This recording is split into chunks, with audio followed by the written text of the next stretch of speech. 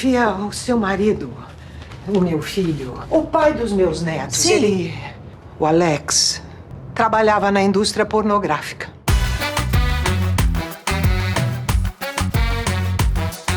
Olá, eu sou Vinícius Calderoni e este é o primeiro episódio do podcast oficial de Hard, a nova série exclusiva da HBO. Em época de coronavírus, não me encontro no estúdio da HBO, como nos outros podcasts, com os meus convidados para lá de especiais, mas cada um em sua casa, respeitando a quarentena e se cuidando, né, seguindo as orientações da Organização Mundial de Saúde. Caso do diretor da série, Rodrigo Meirelles. Como é que tá aí com a família em casa, Rodrigo? Seja muito bem-vindo. Olá, Vini, obrigado. Prazer estar aqui contigo, cara. Cumprindo quarentena aqui com a família. Hoje as filhas deram um tempo, estão lá em cima aqui. Vamos ver se eu consigo gravar isso aqui contigo sem interferências. Vai dar certo, certeza. E aqui também comigo, já tenho quase o ímpeto de dizer aqui ao meu lado, porque é quase como eu me sinto, mas não é ao lado. Minha amiga querida, que eu admiro tanto, e uma amiga de coração, que faz a protagonista Sofia, que vai passar por muitas situações tensas e também muito divertidas. Também diretamente de sua casa, Natália Lage. Bem-vinda, Natália. Obrigada, como é que você tá aí? Meu amigo amado. Então, estamos nessa, né? Devidamente isolados, mas ainda assim conectados. Estamos perto. Muito feliz de estar aqui. Então, para começar, comecemos do começo. Hard é uma adaptação de uma série original francesa da Cathy Vernay. É isso o nome dela? Cathy Vernay, é isso? Como é que eu não sei a pronúncia? É sempre um desafio. Eu não falaria melhor do que você, Vini. Você é muito generoso, Rodrigo. Obrigado. Então, essa Hard é uma série adaptada, né, da série original de 2008, francesa, da Cathy Vernay, que então eu queria, na verdade, entender como é que foi a semente de como é que... Rodrigo, você pode falar isso pra gente? Como é que chegou, como é que essa ideia se transportou da França pra cá? Como é que essas coisas transitaram e veio essa ideia de fazer o Hard aqui no Brasil? Então, como você disse, é uma série original francesa. Ela tem agora 12 anos que estreou a primeira temporada lá na França. Lá foi um sucesso, eles fizeram 4 temporadas da série, né? E quem encontrou a série, achou a série, foi a própria HBO. Eles adquiriram os direitos da série e trouxeram o projeto para a Gulani. A Gulani desenvolveu o projeto, né, em coprodução com eles, e me convidaram para fazer a direção geral da série. Isso começou, eu não sei exatamente quanto a HBO adquiriu os direitos, mas em 2017 a Gulani já estava com o projeto, eles formataram o projeto, entraram na Ancine, liberaram os recursos, e no começo de 2018 a gente começou a adaptação dos roteiros. E durante o ano de 2018 a gente fez toda a preparação da série, a pré-produção, e filmamos a série até dezembro de 2018. Que maravilha, eu sempre adoro saber justamente esses tempos, porque a gente, né, é sempre importante o espectador ter essa dimensão, né, assim, do tempo que leva, basicamente, assim, entre uma ideia propriamente dita e a concretização, entre as primeiras conversas, as primeiras coisas. Então, é isso, o desenvolvimento começou, na verdade, então, em 2018, né, segundo o que você está dizendo. Isso, 2018. Queria que você falasse um pouquinho mais também do próprio desenvolvimento, e aí talvez até já entrando um pouquinho no trabalho desse time dos roteiristas, né, que é chefiado pelo Danilo Gulani, mas que também, deixou minha cola aqui para não me deixar falhar, também tem Juliana Rosenthal, Mariana Zatz, Patrícia Leme e Laura Vilar. Não esqueci ninguém, né? Não esqueceu ninguém, esse é o nosso time. Ótimo. A série tem uma peculiaridade, na verdade. Quem inicialmente iria fazer a direção geral da série era o Daniel Rezende. Então, eu não sei exatamente quando o Dani começou a fazer a adaptação dos roteiros junto com esse time maravilhoso de roteiristas aí. Eu sei que eu entrei na série lá por março de 18, onde eles já estavam fazendo uma primeira rodada de adaptações, né? Então eu perdi esse primeiro momento. O que aconteceu? O Dani ia fazer a direção geral da série, só que ele teve um conflito de agenda, né? Tinha outros projetos que estavam pendentes para acontecer. Eu não sei se o Hard acabou adiando, eu não sei exatamente o que aconteceu. Um dia a gente foi almoçar, eu e o Dani, a gente é amigo de longa data também, enfim, a gente conhece há 20 anos já, lá desde os primórdios da O2. E tava conversando e tal, e ele falou, mas o que você tá fazendo agora? Bom, eu tô pra entrar numa série, mas eu ainda não fechei, eu tô querendo ver e tal. Ele falou, cara, não fecha nada. Eu falei, o que aconteceu? não fecha nada. Pera, espera eu te ligar. Tá, porque que mistério é esse, Dani? O que tá acontecendo? Enfim, no dia seguinte ele me ligou e falou, cara, conversei lá na Gulani, com o Caio, com o Fabiano, citei teu nome, eles acharam uma ótima... E eu queria te convidar para assumir o meu lugar na série. Eu tô com um conflito de agenda aqui, eu tenho meu filme para fazer. Eu acho que ele tava fazendo Turma da Mônica, o primeiro filme da Turma da Mônica que ele fez. E falou, eu não vou poder fazer a série, eu preciso colocar alguém que eu confie, que eu acredito no meu lugar. E eu queria te indicar. O pessoal já topou. Eu sei que você tem lá uma trajetória com a HBO, já fez vários projetos lá. Quer fazer? Quer ver? Eu falei, putz, quero. O que é a série? Ele falou, ó... Faz o seguinte, eu vou te mandar os roteiros, mas não assiste a série francesa, tá? A série francesa tá disponível sei lá onde e tal, mas não assiste, tá? Pega os roteiros e lê. E aí eu fiquei naquela expectativa de receber os roteiros, ele não mandou o roteiro logo no início, e eu não aguentei e fui lá assistir a série francesa. Isso que eu ia perguntar, se você se segurou. Não segurei, mas cara. Não. Arrumei o link lá que tinha a série francesa e fui assistir. E, assim, sinceramente, cá entre nós, eu assisti o primeiro episódio e falei, meu Deus, cara, não sei se eu quero fazer isso. Porque, assim, apesar de ter um roteiro muito bom, a série, eu acho que ela é muito bem construída, a criação da Katy Verney é muito boa, mas a execução deles, eu acho que tem uma coisa muito televisiva, muito farsesca, entendeu? Eles têm um tom, eu acho que não sei se foi feito para TV aberta, o que foi, mas ela é muito inocente, muito naive o jeito que é feito, as interpretações eu acho que são um pouco exageradas, os figurinos, eu falei, nossa... Aí quando o Dani me mandou os roteiros, ele falou, e aí? Eu falei, cara, eu li o roteiro, eu gostei do roteiro, só que eu vi a série francesa. Ele falou, ah, não, você não foi ver a série francesa. Cara, não pode ver a série francesa porque ela tem isso, aquilo, que derruba, tal. Aí ele falou, cara, faz o exercício, lê os 6 primeiros episódios, vê o que você acha. Enfim, aí eu fui ler, mergulhei nos roteiros, tentei esquecer um pouco aquela referência, né, do que tinha sido filmado. E eu falei, nossa, tem caldo aqui, cara, tem uma história muito bem construída, tem um arco dramático dessa protagonista aqui que é muito bom, né? A série aborda de uma maneira muito inteligente assuntos muito relevantes do momento, né? Ela trata principalmente, eu acho, que de preconceito, né? De você ter esse olhar preconceituoso, de você ver a coisa de uma maneira e a partir do momento que você tem a oportunidade de conhecer aquilo de verdade, de olhar por trás daquela primeira impressão que você tem, até fazendo até um paralelo com a minha primeira impacto com o Hard, né? Você descobre outras coisas, né? E esse é o arco, essa é a trajetória da Sofia, né? E o que eu acho muito legal é que a coisa tem essa simbiose na série, né? Ao mesmo tempo que a pornografia, né? Que esse mundo da Sofix vai transformar a Sofia transforma a Sofix também, né? Enfim, eu mergulhei de cabeça e falei, vambora, cara, é isso aí, vamos nessa. Maravilhoso, um ótimo mapa de entrada. Eu queria aproveitar, então, e também perguntar para a Natália, como você chegou até a Sofia, como Sofia chegou até você, como é que se deu esse encontro e esse desenvolvimento. Mas eu queria que você contasse um pouco do processo de como você se tornou Sofia. Bom, eu me tornei Sofia, eu ia ser Lúcia, né? Eu fiz teste para a série.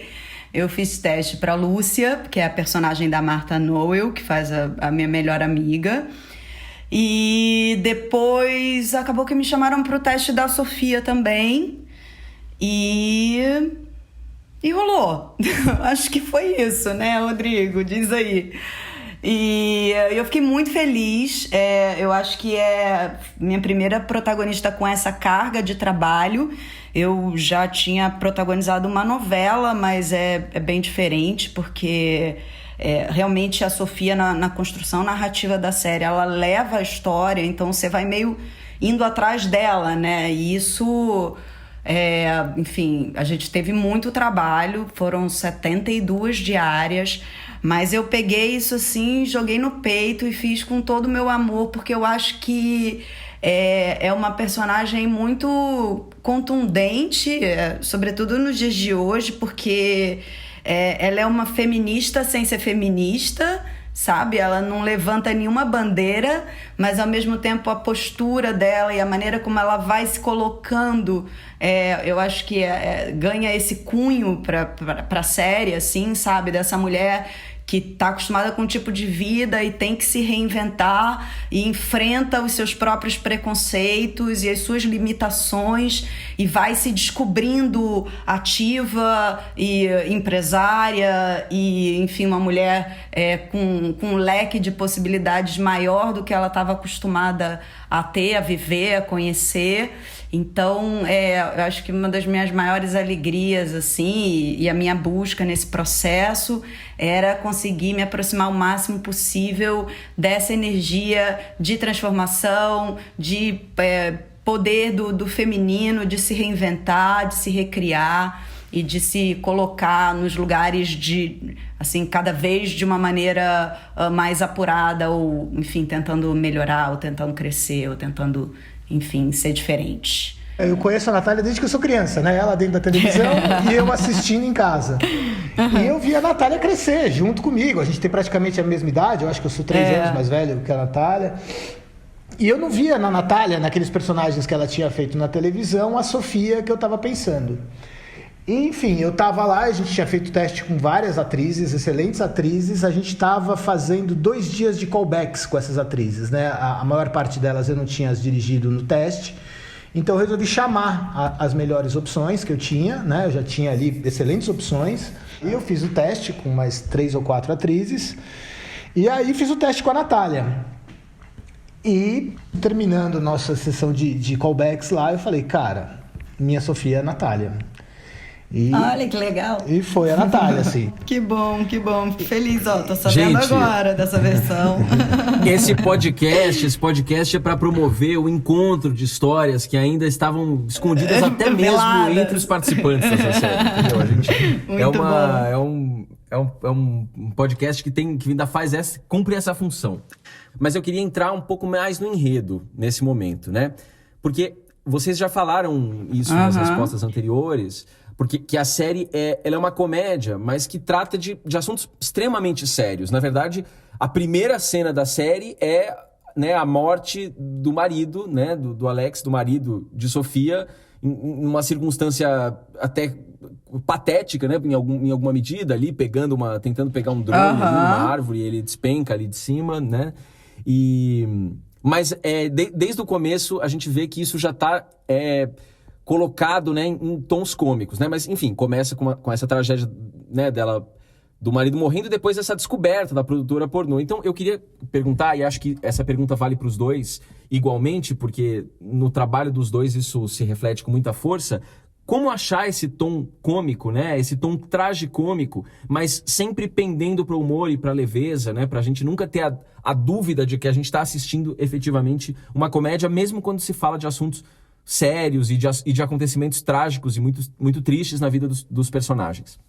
Eu acho que a gente tem um trunfo que é que a própria estrutura narrativa da série, assim, a maneira como o roteiro está construído, ele já dá esse tom de comédia, né? Você tem um primeiro episódio que na primeira cena, na segunda cena, enfim, o marido da protagonista cai de um segundo andar e morre, e daí você já corta para um enterro, e você já corta para uma descoberta insuspeitada para a personagem. Então eu acho que isso já vai levando a gente para um tom que dá uma leveza, que eu acho muito importante quando a gente está falando de um assunto que as pessoas ainda têm muitos dedos para tratar, que é a pornografia. Então isso dá uma suavidade, o fato de ter o contraponto também da família, com um lado tem a família com filhos e a casa, e do outro lado você tem a indústria pornô também, dá uma balanceada nessa energia. Mas eu acho que teve uma preocupação, e Rodrigo me corrija se eu tô errada, já me precipitei aqui a começar falando, mas é porque, enfim, isso foi uma coisa super importante para mim no meu processo de construção da personagem também, que é achar esse limite verossímil, entendeu? Tratar isso com o devido respeito e significância. É uma curva assim, tem aquela frase, né, que o humor é a intuição do trágico. Vai estar sempre, as duas coisas vão estar sempre meio se esbarrando. Então, mas é uma situação, a princípio, para a personagem muito trágica, né? Assim, é uma descoberta de uma traição, né? Uma traição do cara ter fingido pra ela que era uma coisa que não era, ainda mais ser o que era, né? O cara trabalhar na indústria pornô e, enfim, para falar da morte dele, né? Você perde um companheiro, descobre que ele estava mentindo pra você é obrigada a entrar num universo que você, a princípio, não tem a menor relação. Então, isso tudo pode soar muito dramático. Então, achar esse tom de fazer isso tudo com verdade, mas ao mesmo tempo sem perder a leveza que a série busca e traz, foi um grande desafio. E como a gente estava falando antes um pouco, assim, o Rodrigo me ajudou muito nisso, porque eu venho de uma série de trabalhos que tem um outro lugar de humor, tem uma outra construção também, mas enfim, um outro lugar de humor, e muitas vezes foi muito importante a postura dele de falar, não, é mais por aqui, a gente está buscando isso, e isso foi norteando, eu acho que o processo todo e o trabalho de todo mundo, e eu sou suspeita, claro, mas sinto que tem uma afinidade ali do elenco, tem uma harmonia em relação ao tom da série, que eu acho que é um super gol pra gente, assim, sabe? Eu acho que é isso que a Nath falou, porque assim, eu tenho, assim, eu acho que é o 4º projeto de comédia que eu me envolvo, né? Eu já fiz outras 3 séries de comédia e eu sempre fico com a sensação... enfim, a nossa tradição de comédia no Brasil, ela vem muito da chanchada, né? Aquele humor físico, né? Aquele humor do palhaço... Né, que o ator ele se coloca no lugar onde ele tem que ser engraçado, né, e não a situação que ele está vivendo tem que ser engraçado, né? E todos esses projetos que eu fiz, eu sentia muito isso na ilha de edição, sabe? Você vai montar o projeto, o que acontece muito no set de filmagem, né? O ator, ele quer a claque, né? Ele quer, tá fazendo uma cena de comédia, ele quer que o set se divirta, né? Que a equipe técnica, quem tá fora de cena, se divirta com aquilo, né? E ele quer aquela claque. E o que acontecia nesses projetos que eu fiz? Um ator quer ficar mais engraçado que o outro, né? Então um ator sobe um pouco o tom, o outro sobe um pouco o tom, e aquele tom vai subindo, e quando você vê, você tá fazendo uma chanchada, né? Então pra mim eu tinha muito claro isso, né? E foi isso sempre que eu conversei com a Nath, a nossa protagonista, mas principalmente com os outros atores, né? Até que tem uma participação menor e que quando entram em cena querem se destacar. Eu falei, gente, o tom do que a gente está fazendo é de drama. Nós estamos fazendo uma comédia, mas a comédia ela está na situação, né? Ela está nos acontecimentos, ela não está no tom dos personagens. Eu quero que a audiência sofra com a Sofia, né? Todas as dores que a Sofia vai sofrer, com os filhos da Sofia, a perda do pai, tudo, né? Tem tragédia nisso daí, e a comédia vai vindo do absurdo das situações, né? A gente está falando de uma mulher de classe média alta, que sempre teve um padrão de vida maravilhoso, convive na alta sociedade, e de repente ela se vê dentro de um set de filme pornô, né? A comédia está aí por si só, né? A Sofia, ela tem que ficar vivendo e sofrendo aquilo, né? Eu acho que a gente tem exemplos aí na dramaturgia, né? Grandes séries sendo feitas hoje que trabalham muito nesse tom, né? É uma série de comédia, até isso foi uma coisa que eu debati muito com os produtores, né? A primeira vez que eu mostrei o primeiro corte do primeiro episódio para eles falaram, cara, tá super legal, mas parece uma série de drama. Eu falei, gente, mas assim, esse primeiro episódio realmente ele é muito mais dramático do que o restante da série, né? Como você falou, Vini, é o chamado do herói, né? Ela está sendo chamada para entrar dentro disso, né? A gente primeiro tem que destruir esse mundo dela que ela vive para ela poder entrar no outro. Então realmente ele tem um tom mais dramático do que a série como um todo, né? Os próximos episódios eu acho que eles têm muito mais comédia do que drama acontecendo. O universo pornô é um universo muito, muito, muito complexo, né? Um microcosmo extremamente, né? Um ecossistema, por assim dizer, extremamente complexo e tal. E a postura da Sofia no começo né? Quando ela conhece, ainda mais adensado pelo choque que ela tem ao saber que era um negócio do marido, ela fica, né, numa espécie de negação e com extremo preconceito em relação àquele universo, né? Então eu queria saber como é que vocês também se apropriaram, né, desse universo, como é que vocês entraram em contato e talvez até trabalharam essa aproximação, ou toda essa relação, né, dentro de vocês na abordagem da personagem e do processo de criação. Então, a gente conversou bastante, né, antes de começar a filmar, A gente fez várias leituras, o Rodrigo deu uma série de referências de coisas pra gente assistir. Eu virei uma expert em sites pornô e em documentários sobre o universo pornô. Eu assisti muita coisa e é muito surpreendente, assim, porque da mesma forma que a personagem tem essa distância do universo, de alguma maneira também eu, como, sei lá, mulher branca, classe média, atriz, também não é um universo que eu domino, não que eu nunca tenha entrado em contato, mas que eu não dominava. E também não domino ainda, mas descobri muita coisa dentro dessa pesquisa. Tem uma figura muito importante pra gente, né, Rô, que é a Erika Lust, que é uma mulher que era socióloga, e ela hoje em dia faz um trabalho que é um pornô com um outro olhar, onde as pessoas mandam ideias de situações que elas gostariam de vivenciar sexualmente, e elas realizam essas fantasias, e a Erika filma de uma maneira bacana, assim, é uma mulher esclarecida, inteligentérrima, muito articulada, e foi uma figura muito importante de referência pra gente, assim, também. A gente teve um trabalho com uma preparadora de atores, que é a Fernanda Rocha, que foi super importante para mim, pessoalmente, profissionalmente, enfim, foi uma figura super importante também, que me ajudou a pesquisar algumas coisas, e acho que também para o grupo, né, para criar essa unidade do grupo, que eu acho que é uma coisa muito legal que aparece na série, né, assim, que é um super clichêzão, mas que é mega verdadeiro, como diz o nosso amigo Rafael, né, Vini, só os clichês são verdade. Que é essa coisa que a energia do grupo, se ela se consolida, ela atravessa o trabalho e você acredita. Então, acho que você vê a série, você vê mesmo que aquela galera ali parece que eles realmente trabalham ali, são amigos e tem uma relação que ultrapassou o trabalho, né? A gente teve que fazer esse mergulho, essa pesquisa de mercado e descobrir, na verdade, o que é o pornô no Brasil hoje, né?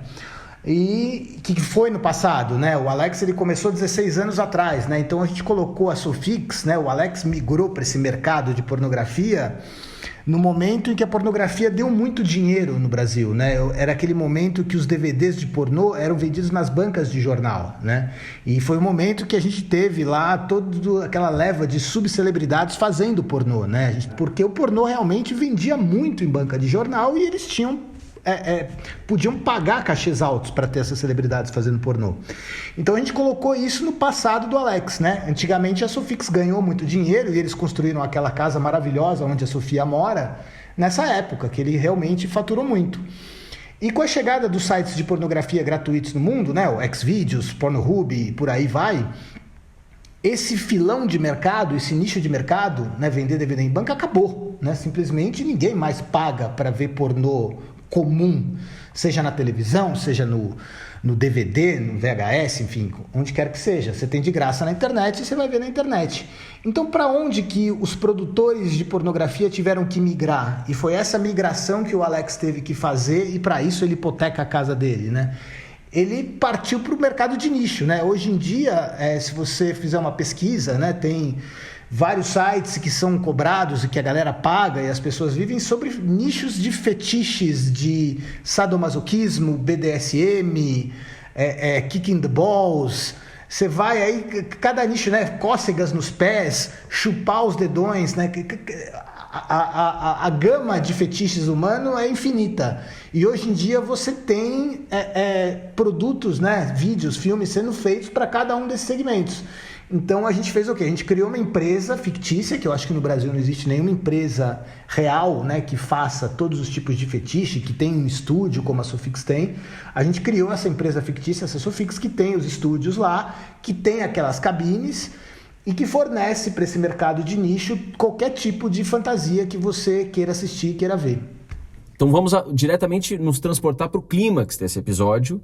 É uma cena muito engraçada, extremamente bem feita por esse personagem que a gente ainda não sabe muito bem quem é, mas logo descobriremos que é o o grandioso, o único, o inigualável, the one and only Marcello Mastroduro, interpretado por Júlio Machado, meu querido amigo também. Então eu queria que vocês falassem um pouco da primeira aparição desse personagem e, enfim, também um pouco do próprio trabalho do Júlio, que a gente também vai poder falar longamente ao longo dos próximos episódios. Ali tem uma curiosidade interessante, que essa cena não existe no roteiro original francês, né? A série francesa, a Sofia, na verdade, conhece a primeira vez que ela vê o Mastroduro é no velório, né? E a cena final do episódio é um papo dos dois ali na saída da produtora, enfim. É uma cena que vai muito mais pro lado da comédia romântica do que da tragicomédia. E isso foi uma alteração que a gente fez, os roteiristas fizeram, né? Que eu achei super interessante, né? A gente sai da comédia romântica e vamos pra tragicomédia, né? Além de tudo, a Sofia ainda atropela alguém no final do episódio, que não é nada mais, nada menos do que o Marcello Mastroduro, né? E a gente deixa esse gancho, né, desse relacionamento dos dois só pro segundo episódio, né? Eu acho que tem um sabor a mais aí que a gente conseguiu colocar em relação à série francesa. Falando um pouco da cena, né? É sempre muito difícil, né? A gente fazer cena de efeito, né? A gente está muito acostumado a ver cena de efeito de filme americano, que os orçamentos são inimagináveis pra gente, enfim, as tecnologias que eles usam e tudo mais, né? Então acho que o conceito da cena era ser uma cena assim, não vamos tentar fazer alguma coisa hollywoodiana nem nada disso, né? Vamos pro caminho do mais simples. O que é a história que a gente está contando? A gente está saindo de dentro da produtora junto com a Sofia arrasada, acabada, e atropela alguém, né? Então, assim, a gente tentou simplificar ao máximo a cena e acabou que eu, como diretor, simplifiquei demais, né? Eu não sei se a Nath lembra, mas a gente teve até que refazer mais uns 2 planinhos, que a hora que eu comecei a montar a cena, eu falei, putz, tá faltando um saborzinho aqui, tá faltando isso. E a gente foi lá e fez mais umas sequencinhas, né? A gente só teve o dublê um dia, né? Então, nesse primeiro dia, a gente faz o dublê voando por cima do carro. Mas eu fiz ali mais umas 2, 3 reações, umas coisinhas, uns detalhes da Natália olhando o celular, pegando, fazendo, ela dentro do carro ali que tinham faltado. E até porque é isso, né? Assim, a gente acaba que, né, a gente, dentro da limitação, né, da nossa dramaturgia, a gente teve ali 3, 4 horas para filmar isso, 5 horas com essa ceninha extra que a gente acabou fazendo.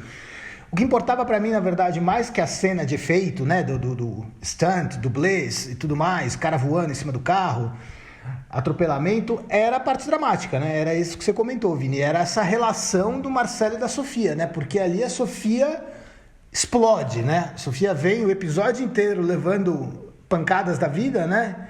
Perde o marido, descobre que o marido atraiu a vida inteira, ali acabou de descobrir que além disso tudo ainda tá quebrada, tá falida, não sabe para onde correr, o que acontece? Um atropelamento. E aquilo ali vem, né? Então aquela conversa dos dois é onde a Sofia transborda, né? Onde o lugar é onde ela pode botar tudo para fora, né? E ao mesmo tempo, né, tem essa relação que começa ali de certa maneira, né? Eu acho que a Nath pode falar melhor do que eu, né, sobre essa parte dramática aí da cena. Você tem um carro de verdade, né? Tem esse primeiro encontro da Sofia com esse que é... Ai, meu Deus, não posso falar também. Posso? Ih, agora eu fiquei confusa. Não, você pode falar que é a grande grande com esse personagem estrela. que vai ter... A grande estrela. Então, tem esse encontro da Sofia com esse que é a grande estrela da produtora que ela tá, enfim, recebendo para administrar. E emocionalmente para a personagem tem isso que o Rô falou, assim, né? Esse momento um pouco de catarse, assim. Eu nunca atropelei ninguém, mas eu já bati com o carro, pequenas batidas, assim, que às vezes na garagem, uma coisa. E se você tá num fluxo, às vezes, de emoção, que você tá segurando umas coisas... Ou enfim, não sei se vocês já tiveram essa sensação, ou quando você é assaltado, você passa por uma situação de tensão, que tudo que está travado, aquilo ali detona, e às vezes você cai num pranto, num desespero, que na verdade é reflexo de uma série de coisas que você vem passando, né? A Sofia, ela tá vindo dessa avalanche, ela tá descendo degrau por degrau, ela tá caindo da escada devagarzinho, né? O Alex caiu de uma vez só, acabou, morreu. Ela vem caindo um pouco, aí cada caída tem uma parada, né? E eu acho que ali aquele momento é tipo, ai... E aí ela chora com uma pessoa que ela nunca viu na vida, ela fica, desculpa, obrigada, perdão, ela não sabe nem o que tá falando direito. E é um momento que eu acho que é importante para a personagem e ela nem imagina como aquilo vai reverberar na vida dela. É isso, parece que vai ser mais um golpe de tragédia, mas talvez seja um caminho que se abre, na verdade, né? Parece que vai ser mais a mão da tragédia se abatendo, mas talvez seja uma abertura de um caminho que a gente não vai falar mais longamente, porque temos outros episódios. E eu queria só encerrar com uma pergunta que faltou, que é uma pergunta importante de valor de produção também, que Rodrigo pode responder pra gente, sobre duas cenas em especial que tem muitos atores, muita gente, que, enfim, são certamente muito difíceis de filmar, que são, primeiro a cena do velório, que tem muitas e muitas pessoas ali que entram e tudo mais, né, como já descrevemos antes, e também a cena do primeiro tour da Sofia pela Sofix. Conta um pouco pra gente. É uma cena difícil, é uma cena que requer mais tempo para ser filmada, né? Você precisa decupar muito bem, né? Quais são todos os beats daquela cena, né? As amigas percebendo, aquela galera chegando, todo mundo que vem falar com a Sofia, a reação da Margot que tá vendo aquilo acontecer e sabe do segredo e precisa contar para a Sofia, como é que essa dinâmica vai acontecendo, né? E no meio disso o drama pessoal da Sofia acontecendo, né? A filha lendo uma carta para ela, né? A emoção vindo, aflorando e tudo aquilo acontecendo em volta, enfim, né? São os desafios gostosos que a gente tem, né, na nossa profissão. E falando um pouco do primeiro mergulho dentro da Sofia, né, dentro da produtora, aquela para mim é a cena 1:22, né? Ela sempre teve lá o seu asterisco marcado no roteiro, né? Porque é uma cena super chave, né? É uma cena que você está apresentando para o público, para a Sofia, para todo mundo, o que é a Sofix, né? E aí a gente tinha que definir 1 milhão de coisas, né? Quais são os tipos de fetiche, quais são os tipos de cabine que a Sofix produz, né? Então a gente colocou sadomasoquismo, a gente colocou aquele fetichismo com máscara de cachorro, que tem um nome específico, eu esqueci agora. A gente colocou a coisa lésbica, né? Universitárias, que tem sempre uma demanda muito grande. A gente colocou, enfim, uma coisa meio country, sertanejo, com dupla penetração, aquela loucura toda. E na hora de filmar, né, tá tudo super planejado, tudo lindo, beleza, vamos fazer. A hora que você coloca 20, 30 atores dentro do estúdio e fala, vamos rodar agora, é aquele caos, né? Todo mundo tem dúvida, todo mundo tá com o cabelo aiado, né? Tipo assim, eu não tô cabendo aqui, que posição que eu fico, como é que faz e tal. E a Sofia tendo que entrar naquele corredor, a mulher pendurada na corda, já tem um limite máximo de tempo que ela aguenta ficar de ponta cabeça, toda amarrada. Então é sempre um desafio atrás do outro que a gente vai tendo que cumprir ali. Mas eu acho que o resultado ficou legal. Bom, gente, estamos chegando então ao fim do nosso programa, né? E acho que certamente teremos ainda grandes emoções aí pelos 5 episódios que virão aí dessa primeira temporada. Então eu queria agradecer muitíssimo a presença de vocês. Muito obrigado, Natália. Obrigada a você, querido. Um prazer e uma honra estar aqui. Prazer imenso. Muito obrigado, Rodrigo. Obrigado por tantas falas inspiradoras e tanta clareza. Obrigado você, Vininho. Prazer estar aqui falando do Hard, cara. Tenho muito orgulho, muito carinho por essa série, cara. E vamos ver os próximos episódios aí, que a coisa vai bem aí pra frente. A gente tá vendo que imprime, esse orgulho tá imprimindo. Bom, lembrando que vocês, queridos ouvintes, podem acompanhar nosso podcast na HBO Go e nas principais plataformas digitais. Eu sou Vinícius Calderoni e estaremos juntos para continuar esse papo delicioso no próximo episódio do podcast de Hard. Aguardem novas surpresas e até lá!